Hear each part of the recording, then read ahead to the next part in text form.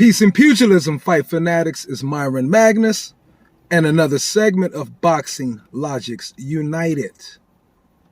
Well, as many of you have heard, Terrence Bud Crawford has signed a fight deal to go up against David AVANESYAN December 10th on Black Prime Pay-Per-View, a streaming platform that streams to all multicultural content, I should say, to multicultural groups all around the world. And they've put their foot in. They've signed Terrence Bud Crawford, and they've signed Adrian the Problem Broner, AB about billions. Now, I want to talk about Terrence Bud Crawford's decision to move away from Earl Spence Jr., which have been negotiations that's been going on since June, July, August, September, and it's now October. 5 months. The Wakandans, as Coach Malachi would call them, the Wakandans have been saying Terrence Bud Crawford must not have wanted the fight that bad because he bailed out. Well, if you've been negotiating for 5 months to make a fight that we've been talking about close to 3-4 years, I would bail out too. If you take 35%, no guaranteed money, B-side, everything else as an independent fighter, trying to make this fight happen on your own, away from Top Rank and Bob Arum, and it still couldn't get done under the PBC banner, I don't know what more you can ask of Terrence Bud Crawford. Let's be honest here. There was no more different sides of the street. It was only one street, and that was the PBC. Terrence Bud Crawford went to that side and said, let's make a deal. They were not able to make a deal.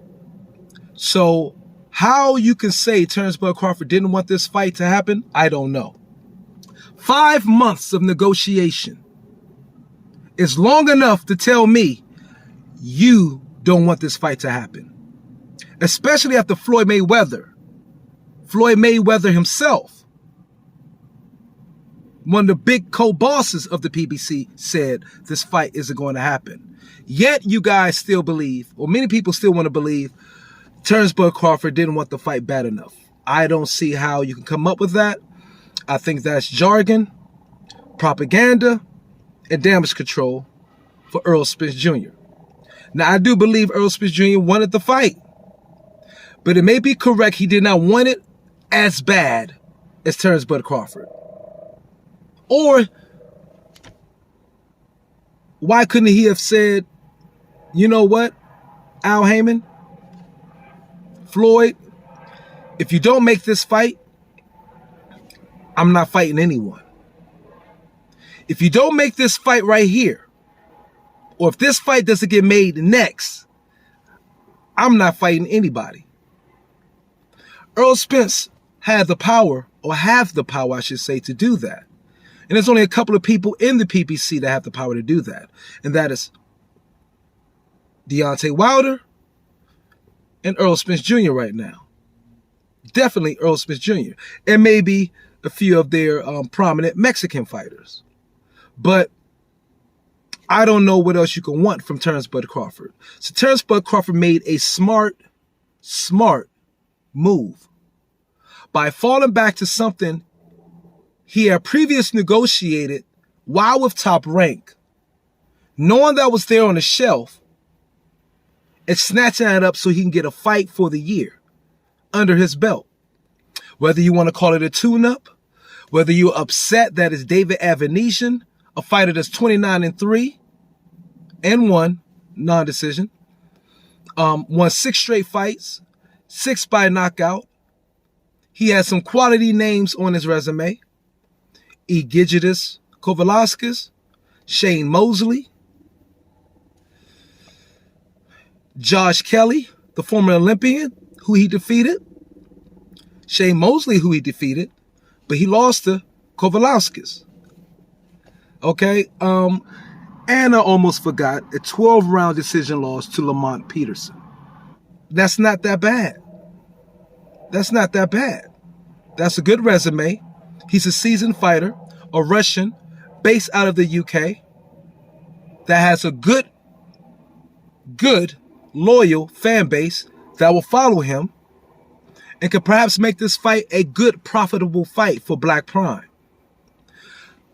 Whether you're Black Prime, PBC, Top Rank, DAZN, it doesn't matter to me, long as you're making the best fight the best.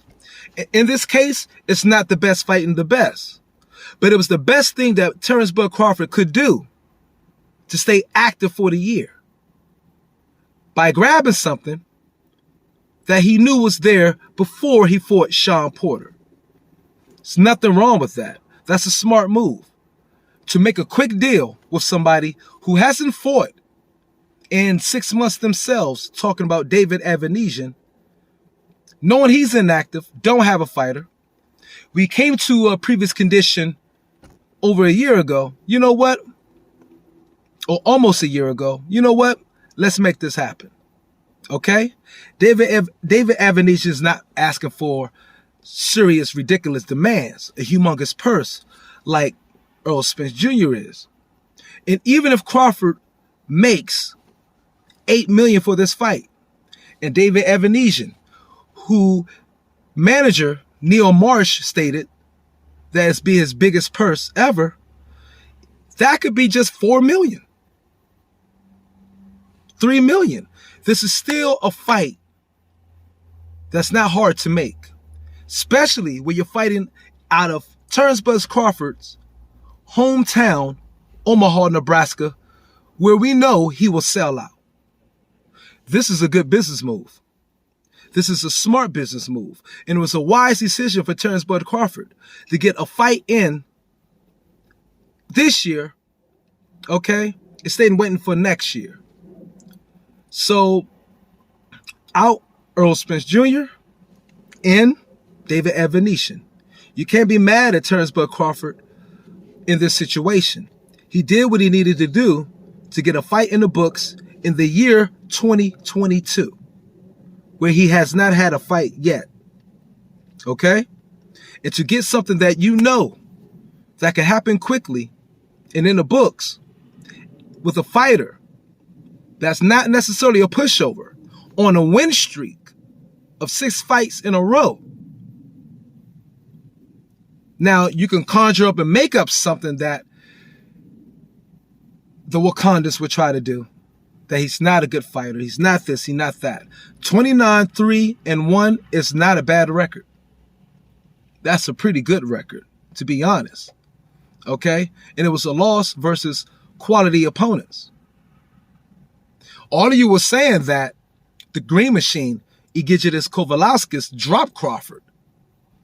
So if he was good enough to drop Crawford, good enough to get this guy out the way in 6 rounds TKO, who is David AVANESYAN, which he did over 5 years ago. That's a long time back. So you could draw for straws, okay, and try to discount this fighter, but he's on a good win streak over the last 5 years. Now, you're going to negate that, but the record speaks for itself, okay?